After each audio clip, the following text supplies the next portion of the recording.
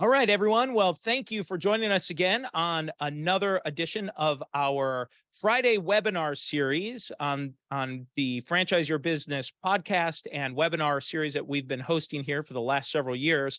And as everyone is loading in, just as a quick housekeeping item here, I'd just like to remind you, if you have not had a moment to subscribe to either of our podcasts, we'd encourage you to do so. That is the Multiply Your Success podcast and our Franchise Your Business podcast.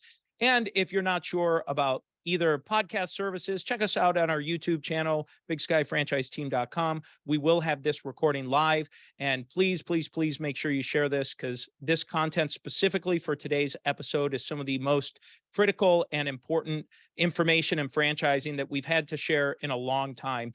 And our guest today is Edith Wiseman, and I followed and been around and watching Edith for many years in franchising. She's been the president of FranData and has been with she is the president, I should say, of FranData, and has been with the organization for more than 15 years now. She has been highlighted in the Franchise Times magazine as a rising star in franchising and entrepreneurs' top influential women in franchising. She has long been a key figure in understanding and promoting business model excellence and franchise finance best practices. Edith currently sits on the International Franchise Association Foundation board and is also past chair of the IFA's Supplier Forum and former chair of the IFA board. She remains a strong advocate for emerging brands through her work with the Emerging Franchisor Conference Committee and the Emerging Franchisor Task Force. Edith is also an active member of the America West Lenders Conference Committee. So needless to say, she is an absolute expert in this area and is passionate about helping emerging brands. And it's something that we share in common. And with that, Edith, I'd love to just turn things over to you to share some of this information. Yeah, thank you so much, Tom.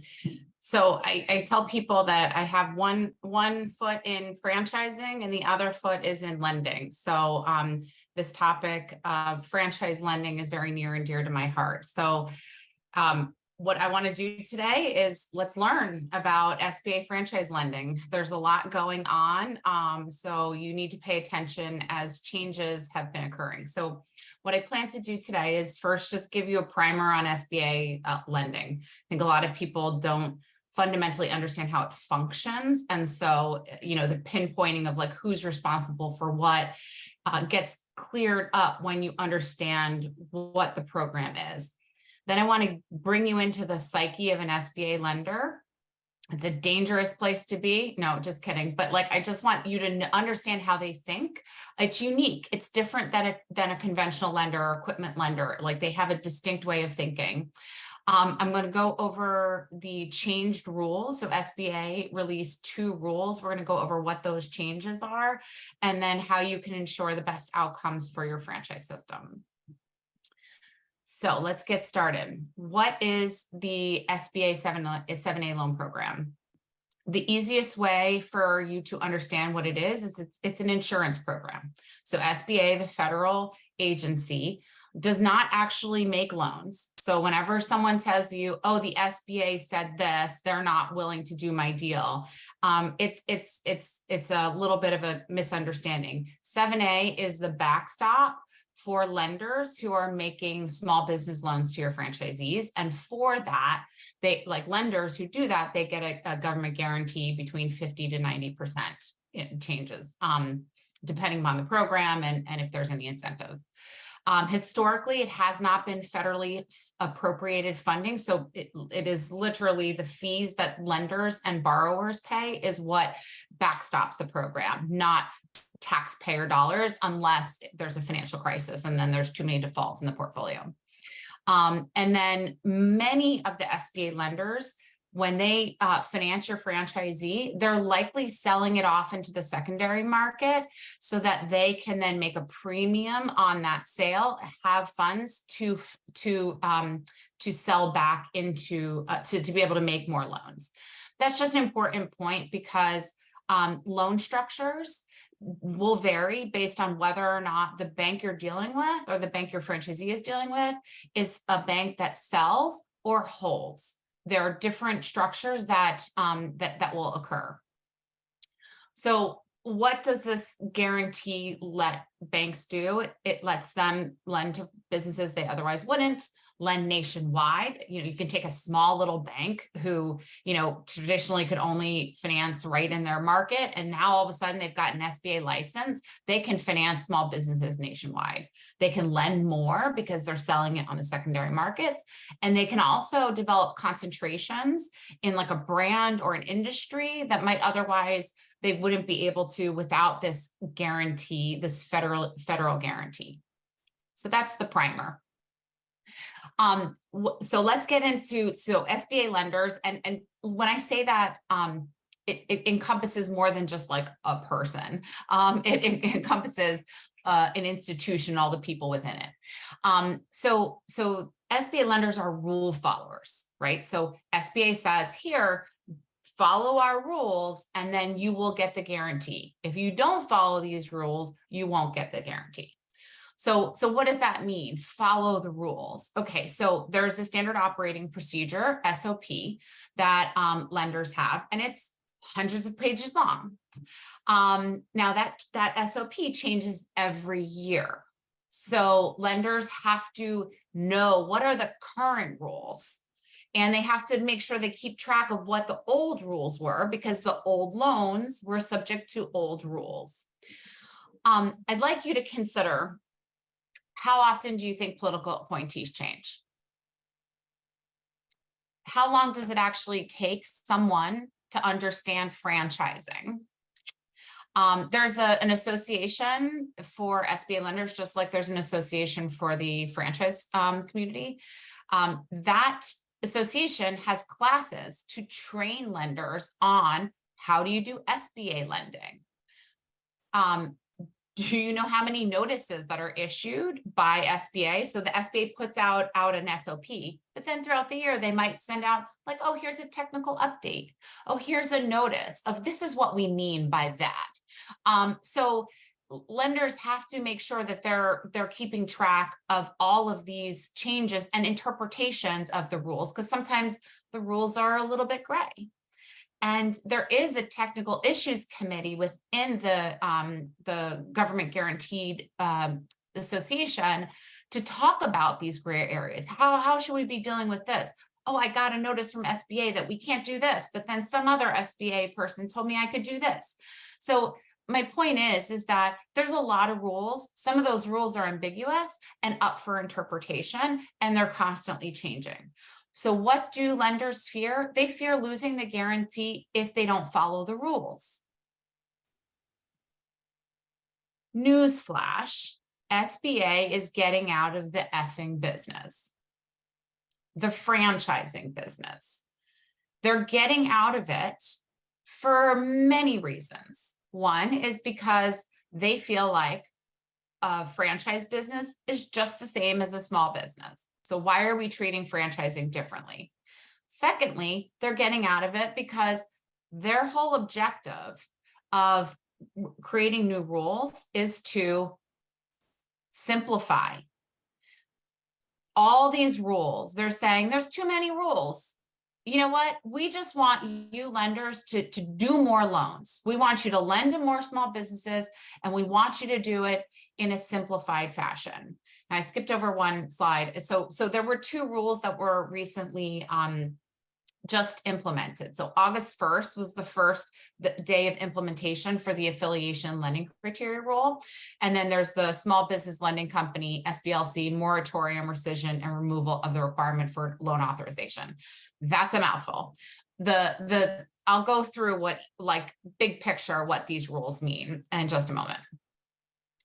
Okay, so before I go into that, I just want you to get some visibility into how SBA lenders are reacting to this new rule. So I talked about if they follow the rules, but what happens if those rules become even less clear, muddier? So what we're seeing a reaction, and this is, I took these quotes here straight from LinkedIn. So I've got a whole bunch of lenders that I'm LinkedIn with, so I get to see what they're saying in addition to I talk to them, but these are all taken straight from LinkedIn. So one was the SBA world has turned a bit upside down. So that's a post that I actually reshared because I thought that was useful for people to see. Then another lender said, the loss of the franchise directory, bring it back, SBA. So there's concern like, oh goodness, this is going to be a problem for us. We're trying our best to bring some sanity to the craziness that is in my industry right now, meaning the SBA industry. Then the last is you can ask 10 SBA lenders the same question and get 10 different answers. Okay, that's really helpful. So what do each of these rules do? So I'm going to go through like the highlights of the rules and what it means. And then a little later, we're going to go back to this chart and say, what do these rules do and what can you do about it? Okay, so what do the rules do? Number one, it eliminates 9 pages of franchise affiliation. So I'm zeroing in things that are really like most important to franchising. So in some respects, that's like, hey, Ray, that's less regulation, right? So fewer hurdles to jump over, the better. So that's something that I think we can all get excited about. The second is that it eliminates tracking franchise loan performance. So historically, SBA has published just data on SBA, and they've tracked loans performance by franchise. Actually, they used to, then they got out of the business, they got back into the business. And there are third-party companies who sell this SBA data on an aggregated form, and SBA lenders made decisions off of it because they said, oh, well, if SBA's loan portfolio shows that there's a 50% default risk, like, I don't want to lend to that. So I think in some respects, what is really important for you to know is that data has always been flawed. And so it's given people a bad picture, or lenders a bad picture about certain franchises that were not true. So we have historically cleaned up that SBA data, found loans that were missing from that portfolio that completely changed the picture. So like in some respects, you're like, that's great. Bad data is not good data. And just because it's there doesn't mean people should be using it. But it means that lenders will need to fill that gap. And what we've seen is lenders are absolutely using another source called the fund score on franchise brands to assess the loan performance relative to a franchise system or predicting success. The second is it completely eliminates the franchise directory. So previously, the SBA, in order for a franchisee to get a loan, the SBA said, lender, you may not lend to a franchise that is not listed on the directory, that has been vetted by SBA for affiliation as well as eligibility. So that means that, yay, affiliation's gone. Boo. Eligibility review has been gone. So it puts the risk and the onus on the lender to determine eligibility. But SBA believes like, hey, lender, that's your job. It's always been your job. So why can't you do it with franchises? Franchising is different. So we'll get to why, like how franchising is different in just a moment. But what the rule also does is it tells lenders that they're no longer getting guidance from SBA on lending criteria. And it also changes the definition of a small loan from $350,000 to $500,000. So what this means is they say these words, lender, do what you do. We're like, there's thousands of lenders. We all do something different. So there's confusion, like lenders like rules. We just took away some rules. Now I've got to go figure out, like, do what my conventional practice does, but they don't lend to high risk small businesses. So how am I supposed to adjust to this? And it also means more credit scoring. So there's going to be a need for speed, because if more loans can be credit scored, that's great, but it means that we need to have fewer hurdles in the process, because the whole value proposition is to be able to do these loans quickly, smaller loans quicker. And it also opens up the program to fintechs. So previously, the SBA only had 14 non-bank lenders. Now there is no limitation on non-federally regulated institutions to offer SBA loans. So what that could mean is more lenders to the program, but there's concern that it's lenders that are not federally regulated. And does SBA actually have the bandwidth to regulate fintechs? So what is helpful for people to understand is like, what's the difference between affiliation and eligibility? So affiliation, what SBA was vetting for, that is now gone, was just making sure that the franchisor and the franchisee weren't actually co-joined as a big business. So the SBA vetted the franchise agreements to say that it's not overly controlling that would make them connected. So that concept is gone. Nobody cares who controls who. But eligibility, which is the rules of SBA, who you can and can't lend to, there's a whole set of rules. So I'm going to give you some examples that are in the franchise world. So in order to become eligible, a brand called Children's Lighthouse, they're a early childhood education, they had to change their curriculum because it was actually, there was some, SBA thought the curriculum had some religious overtones, and you can't have anything religious related to getting federally guaranteed loans. Vitamin Shop, they sell CBD products, and CBD isn't legal. So that's a problem. So they had to fix something in order to say that to get SBA approved. Sola Salons, they're a salon suites business. They're defined by SBA as a passive business because they rent rooms. Home investors, they consider a speculative business because they're selling houses where they're trying to buy houses to then flip them and sell them. Hooters, they have discriminatory hiring practices according to SBA. These are different rules. There's about, as far as we can identify, like 30 something rules or things that franchisors need to like overcome in order to be eligible. So what's the reaction in Congress? SBA, who's their boss? Congress, the House Small Business Committee and the Senate Small Business Committee. Well, I'll tell you, in the House Small Business Committee, I took these quotes directly from their press releases. They consider these the most significant changes to the program in decades. Changes to the lending criteria will add more risk to the taxpayer-backed loan portfolio. These changes will lead to greater default rate. Chairman Ben Cardin says, we know that the administration issued their rules. We had certain concern with those rules. We also recognize that it was our responsibility to legislate. And if we don't legislate, we're going to see more of these rules come out. So guess what? The Senate Small Business passed legislation July 20th, essentially rolling back most of these SBA changes. Now it hasn't passed, it hasn't come to law, like that might take some time, but it tells you not happy. SBA is not happy. I'm sorry, the Congress is not happy with SBA.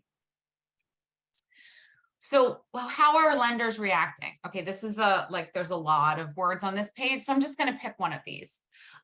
So basically, the SBA franchise changes have taken the express out of the SBA express lending without the franchise registry.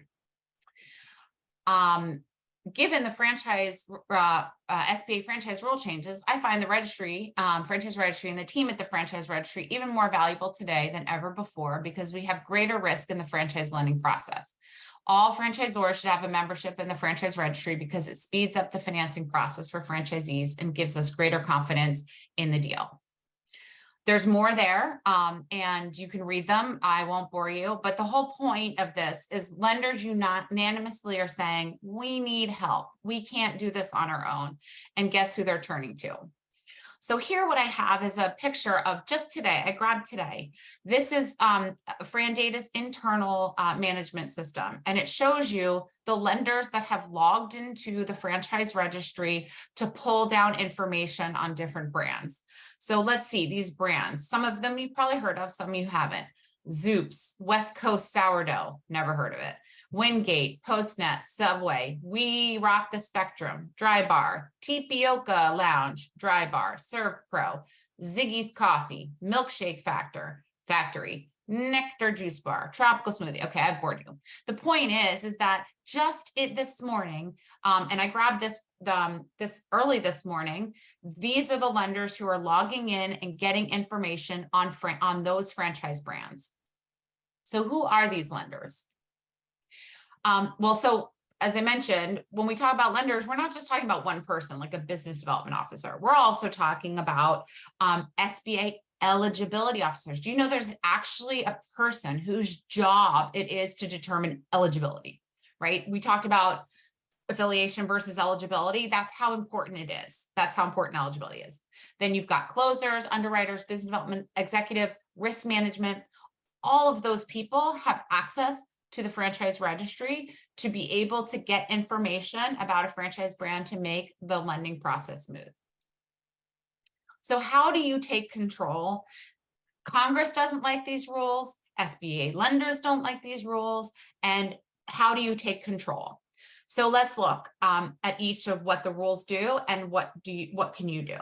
So eliminates 9 pages of franchise affiliation. What do? Cheer. Yay.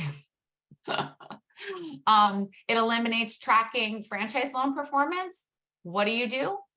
If you are a brand that has been franchising for 5 or more years or has 50 units or more, you're going to want to review your fund score, which is your franchise credit risk rating that lenders use to evaluate your franchise performance.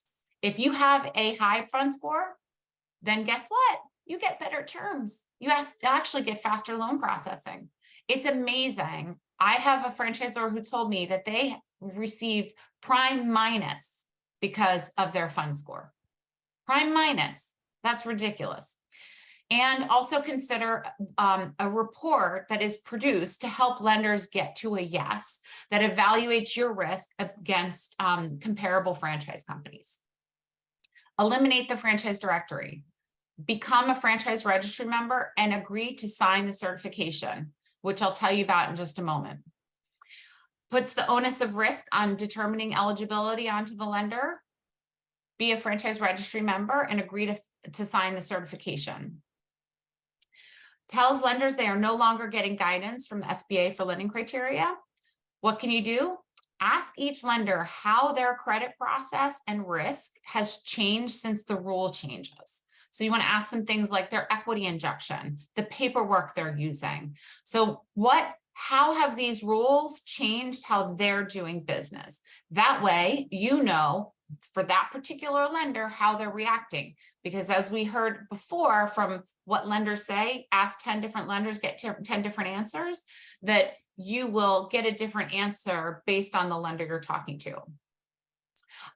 If your franchisee's capital needs are less than $500,000, you want to talk to the folks at FranData and the franchise registry about how you can provide the information for borrowers to be credit scored so that you have a faster loan processing for your franchisees and you are getting your royalty dollars sooner than you would otherwise. And opening up the program to fintechs, it may provide additional lenders that are focused on credit scoring for fast processing. So I mentioned the franchise registry a couple of times. It might be a new concept to you. It might be something that you're familiar with, but as we saw, go to the franchise registry to get access to franchise information. And FranData has created a certification that addresses all of the eligibility issues, all of the known eligibility issues. So if you are a franchise registry member, you will get the certification that you can agree to sign for any lender, which lowers the lender's risk to doing franchise loans.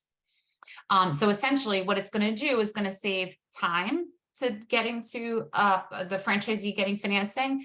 And it's also going to save your franchisee and you as the franchisor money to getting the deal done. Because if the SBA lender chooses an alternative path, it will increase your cost and time.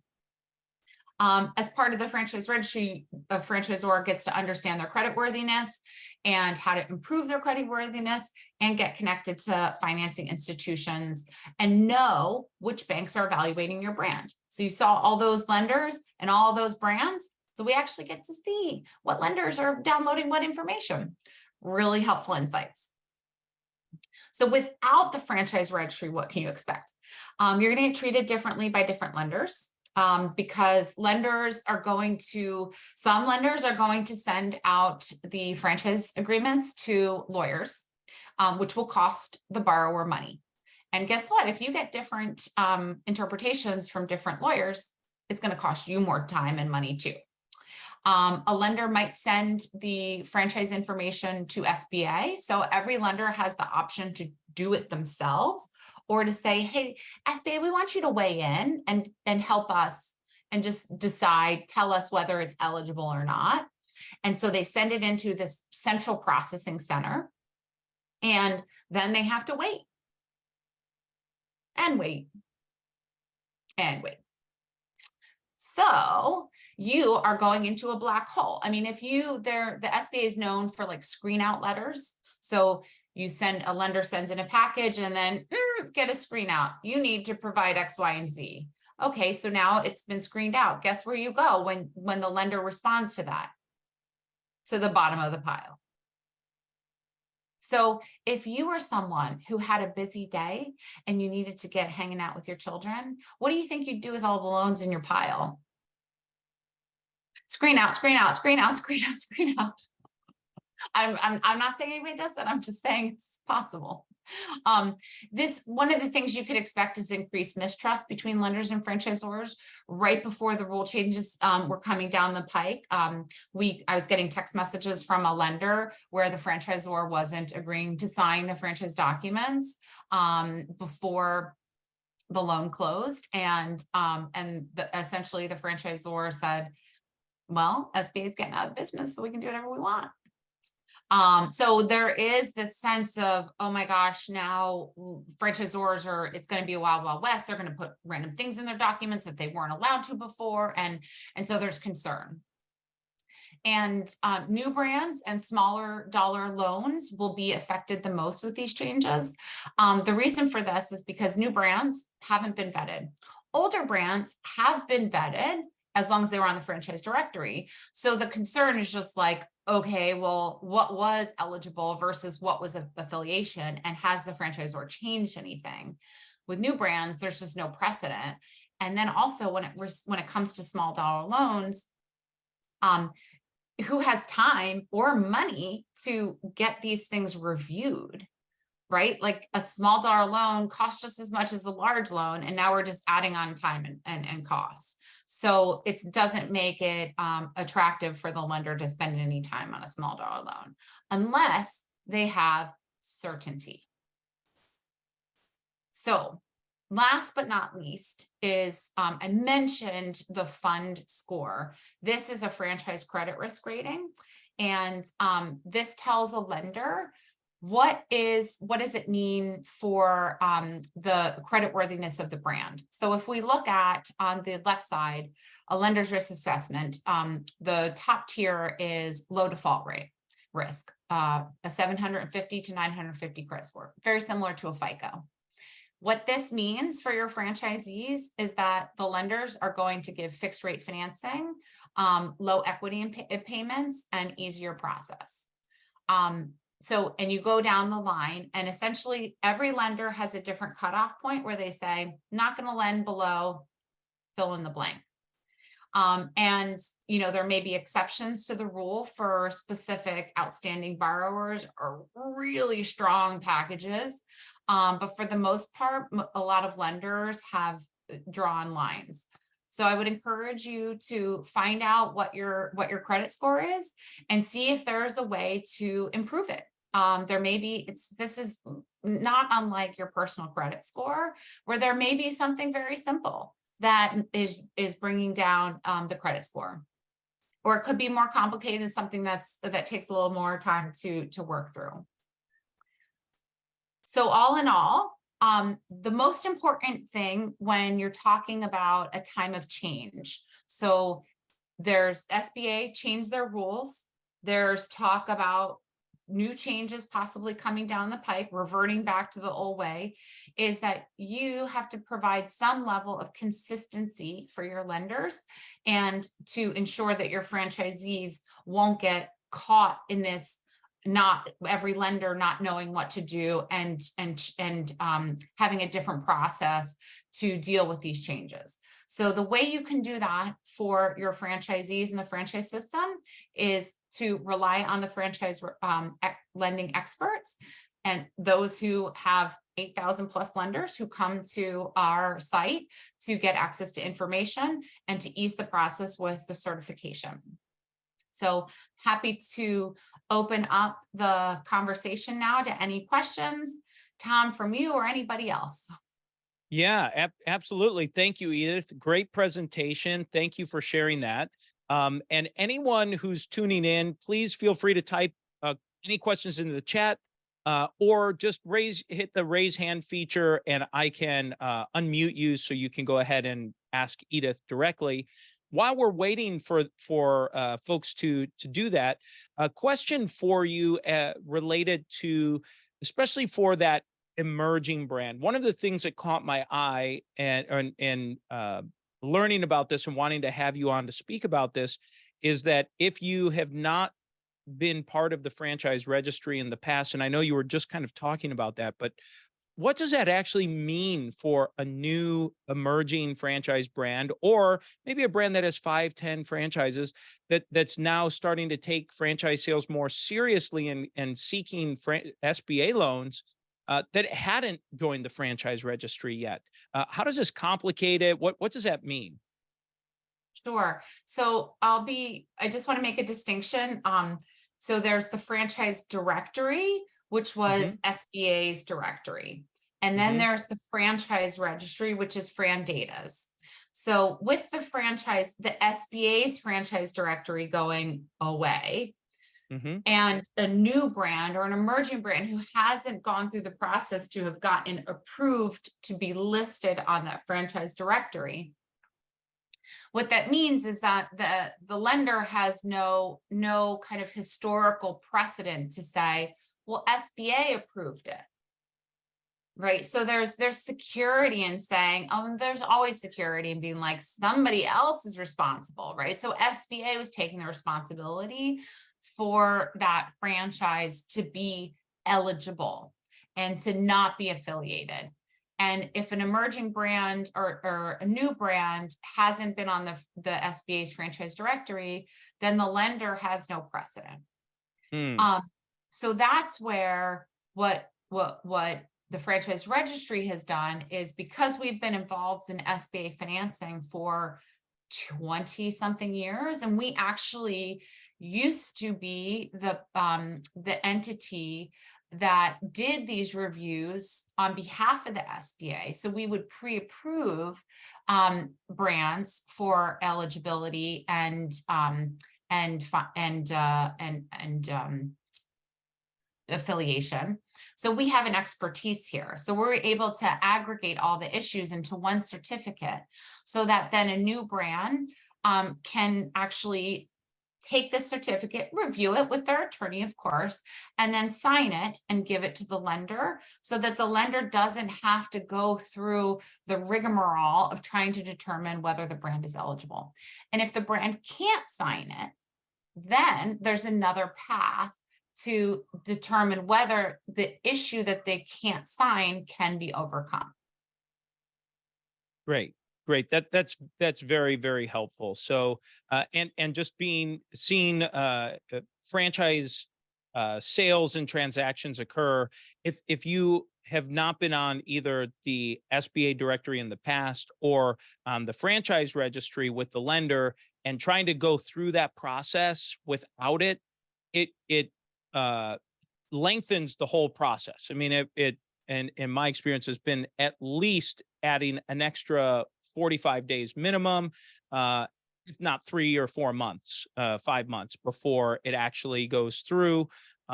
So it really does add a complication to it. So just my experience has been that being a part of the registry and going through this process really helps streamline it, especially when working with new lenders for emerging brands or just really any brand going through this process.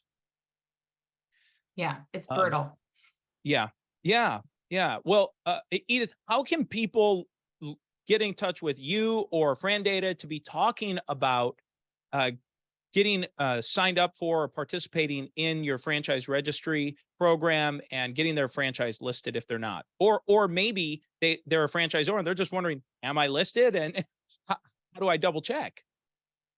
Yeah, so please contact us. You can go to franchiseregistry.com, or you can email franchiseregistry@frandata.com, or you can go to frandata.com and fill out the contact us form, or you can just give us a call. We want to talk to you. So, and please feel free to follow us on LinkedIn, frandata.com. We're doing all sorts of franchise bloopers to show you what we're finding in our research, little fun bloopers, and also good insights about what's going on in this SBA land as things are in a state of potential flux. Great. Well, and then how would you also recommend, or is there a place that they could go to get dates from Fran Data on the information that's coming out? For example, you talked about the Senate passing, getting some legislation going, and certainly that's going to have some impact. I mean, that was just, it looks like 2 weeks ago that legislation is getting started, and all the stuff that happens in Congress, and it takes a while to get through. So how can they gather that kind of information from you? Where can they go?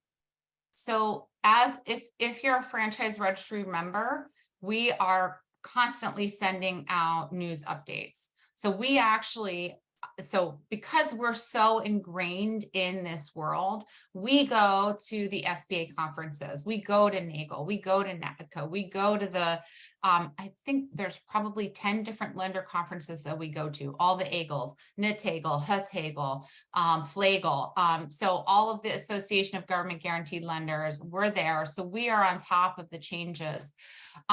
Plus, we talk to lenders every single day. So if they're hearing something before it's getting to these conferences, then we're going to hear about it. So we actually told our members far in advance of anybody else knowing that we thought something was coming down the pike with these rules, and that there was going to be change to how SBA treated franchising. So we take our role in this process very seriously, and we are updating our franchise registry members regularly about any changes that are going to affect, even when that's changes in credit perception of lenders. So how lenders are now looking at credit. So for instance, banking crisis, how are lenders adjusting? So we're getting that real-time information and sharing it. Great. Wonderful. Well, Edith, this has been fantastic information.